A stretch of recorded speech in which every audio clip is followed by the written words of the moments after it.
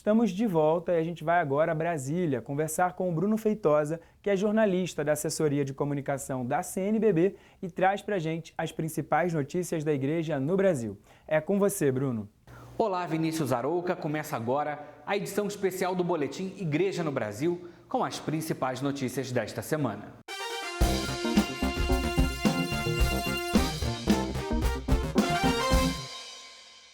No próximo dia 13 de novembro será celebrado o 6º Dia Mundial dos Pobres, que tem como tema Dá-lhes voz mesmo de comer. A temática está em sintonia com o lema da campanha da Fraternidade 2023, que vai abordar a temática da fome. O material preparatório já está disponível e foi preparado pela Comissão para Ação Sócio-Transformadora com as pastorais sociais e organismos. Esse material oferece uma preparação em forma de jornada para a vivência, convivência, reflexão e ação em atenção à realidade das pessoas em situação de pobreza no Brasil e no mundo. Segundo dados da Organização das Nações Unidas para a Alimentação e Agricultura, a FAO, 56,5 milhões de latino-americanos e caribenhos passam fome e 268 milhões de pessoas vivem em situação de insegurança alimentar, moderada ou grave. O Dia Mundial dos Pobres foi instituído pelo Papa Francisco em 20 de novembro de 2016, na conclusão do Ano Santo Extraordinário da Misericórdia. O material pode ser baixado diretamente no site ssb.org.br. Estão abertas as inscrições para o Simpósio de Formação Ecumênica 2023, que vai acontecer de forma virtual, dias 30 e 31 de janeiro. Esta edição do simpósio tem como tema Reaprender a Escutar e Dialogar Nossa Missão e está interligada com a reflexão da sinodalidade. O encontro, organizado pela Comissão para o Ecumenismo e o Diálogo Interreligioso da CNBB, vai refletir a sinodalidade e o ecumenismo, que são dois processos de caminhar juntos. Segundo a comissão, um dos focos principais deste encontro é aprofundar o exercício da escuta, tão falado, mas também tão abalado, ferido e descuidado, sobretudo nos últimos tempos. O recado que este simpósio traz é a necessidade de reaprender a escutar e dialogar. As inscrições podem ser feitas pelo e-mail ecumenismo@cnbb.org.br. Confira também no portal da CNBB, documento sobre Igreja Sinodal na América Latina e Caribe foi apresentado dia 31 de outubro em Roma. Arcebispo de São Luís no Maranhão recebeu dia 29 de outubro o palio arquiepiscopal pelas mãos do Núncio Apostólico do Brasil, Dom Jean Batista de Quatro. Cerimônia de entrega dos prêmios de comunicação da CNBB será transmitida no dia 23 de novembro pelas emissoras de TV de inspiração católica.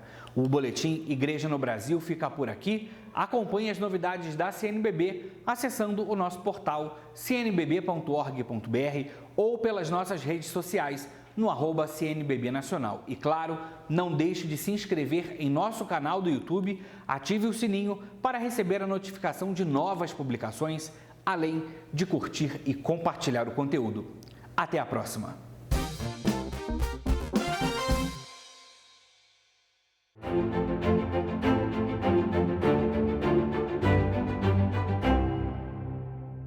Bom dia, me chamo Rony e eu vim falar um pouquinho sobre finados, né? E entre choros e perdas, os dias finados, revivemos o luto da perda e a gratidão por ter conhecido pessoas inesquecíveis. E esse dia não nos traz memórias tristes, mas sim memórias que a gente leva para toda a vida. Sobre entes queridos, sobre amigos, sobre pessoas que compartilhamos uma vida. Não é sobre esquecer, morrer, mas assim, é sobre viver todos os dias no nosso coração e nas nossas mentes. E esse Dia dos Finados nos traz essa memória, essa lembrança, pra gente nunca perder essa essência, pra gente sempre esquecer daqueles que se foram, mas se deixou um legado, deixou amizades, deixou amor e muito ensinamento. E que nesse dia a gente possa refletir e lembrar das pessoas que se foram, mas com memórias boas.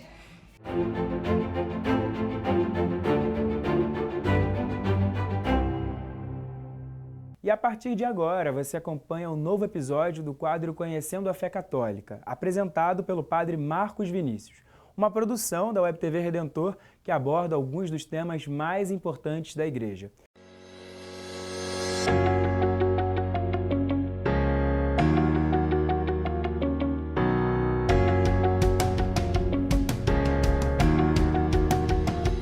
Gostaria de saber se existe pecado mais ou menos grave ou se pecado é pecado.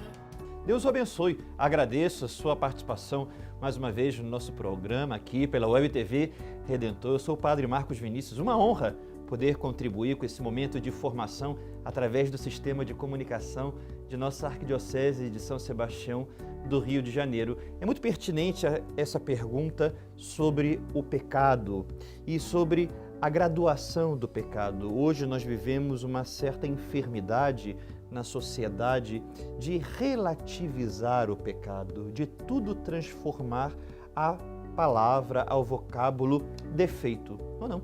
Nós precisamos entender e falar com muita clareza e serenidade que o pecado existe. O pecado é uma falta contra o amor de Deus. Uma falta contra o amor de Deus, uma vez que se dá pela consciência, pela razão e pela ausência de verdade. Então, consciência desvirtuada, razão adormecida e ausência de verdade que constitui o DNA de todo ser humano que leva em si essa verdade, esse desejo de verdade.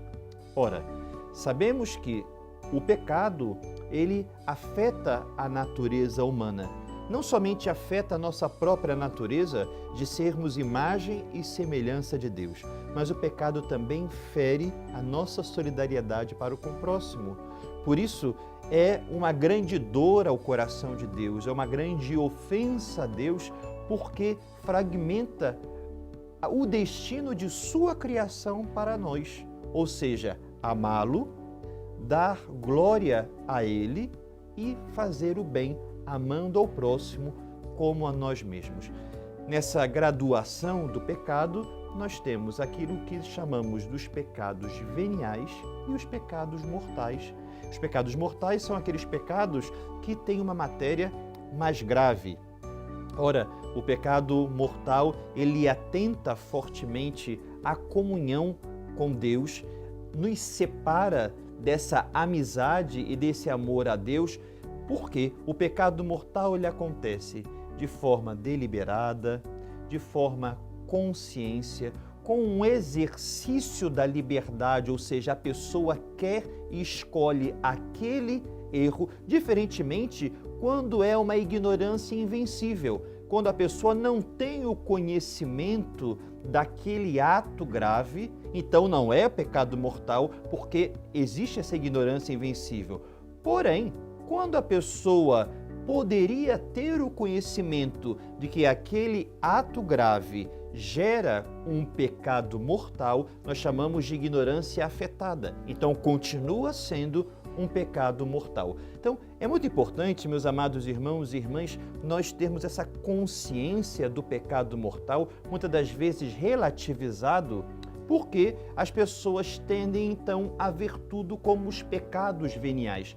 Evidentemente que a matéria do pecado venial não é grave, a nossa amizade com Deus, ela continua, evidentemente que empalidece a nossa comunhão, ou seja, nós não conseguimos assim aproveitar todo um caudal de graças de Deus para a nossa vida, mas não tem os mesmos efeitos que o pecado mortal, que nos impede de viver em estado de graça, que nos impede de cometer o vício da repetição daquela matéria grave e que também nos impede de sermos livres para a liberdade. Foi o que Cristo nos libertou.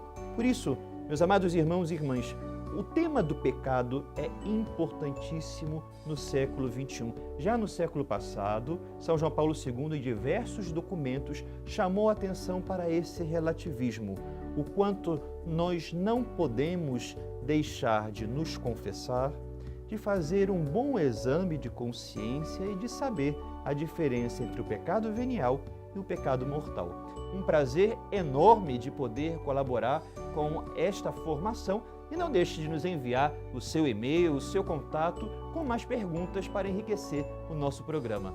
Deus o abençoe.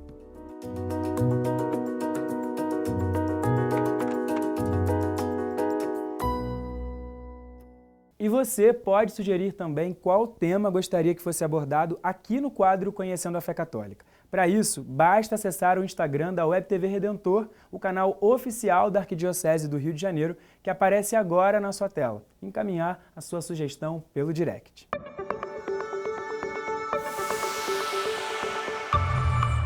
Animação, louvor, amizade e momentos de oração. Foi assim a 37ª edição do Dia Nacional da Juventude. O evento reuniu jovens de toda a Arquidiocese do Rio de Janeiro no Centro Cultural, Social e Pastoral Cardeal Orani Tempesta, em Irajá, no último sábado, dia 29 de outubro. Raquel Viegas fez parte da coordenação desta edição do DNJ e relembrou a responsabilidade de estar à frente do encontro. A gente não está celebrando só o DNJ, o Dia Nacional da Juventude. Para nós, o DNJ é um momento de pesca, é um momento de alcance, né? Eu falava isso nas reuniões do setor. Não é só um momento de celebração. É sim, porque a juventude é de Deus, o dom é de Deus, a vida é de Deus, mas é um momento de pesca. É ali que a gente vai pescar, é ali que a gente vai pegar a palavra, é ali que a gente vai alcançar o jovem que está na depressão, que não está com Deus, porque a gente quer Deus, Deus quer a gente quer Deus e eu quero as outras pessoas para Deus. O tema deste ano é E o Verbo se fez carne. O Dia Nacional da Juventude é comemorado desde 1985, junto com outras discussões sobre a realidade dos jovens. Aqui na Arquidiocese do Rio, o objetivo é fortalecer a juventude carioca na unidade, na fé e na alegria de anunciar a palavra. E além de dar o testemunho, o DNJ quer que os jovens voltem a ter o Cristo como centro de suas vidas. Nós jovens, a gente se desvia por coisas simples, né? Então, o que a gente está querendo mostrar é que a gente tem sempre que ser perseverantes em Cristo e não deixar se levar por coisas tão simples e banais assim. A primeira pregação foi com Roberta Ávida, da comunidade do Caos à Glória. Depois, foi a vez do bispo auxiliar da Arquidiocese do Rio de Janeiro, Dom Paulo Romão. Para ele, é sempre uma felicidade falar aos jovens, principalmente com um tema que aponta para a Virgem Maria. Eu enfatizava, nada melhor do que um jovem para evangelizar outro jovem. Um jovem que fez um encontro com Cristo, que experimenta nesse encontro e na pertença à vida da igreja, na vida dos sacramentos, que a vida tem sentido, que não estão sozinhos, que são amados, que são queridos e que a vida, assim, se torna 100 vezes mais bela, mais cheia de esperança. Além da pregação, o DNJ também contou com dinâmicas, oficinas e adoração ao Santíssimo Sacramento. A missa foi presidida pelo cardeal Orani Tempesta, que destacou a importância do Dia Nacional da Juventude para a Arquidiocese. Sempre uma alegria poder encontrar os jovens que com seu entusiasmo anunciam Jesus Cristo, testemunham pela própria vida e pelo fato de terem encontrado Jesus Cristo, também transformam não só suas vidas, mas também o mundo. Por isso, jovens do Senhor Jesus, sempre avante e com coragem. E não podia faltar muita música. O cantor Santinho animou os jovens e o encerramento foi por conta do Ministério Acorde. O DNJ 2022 já terminou deixando saudades e expectativas para o ano que vem.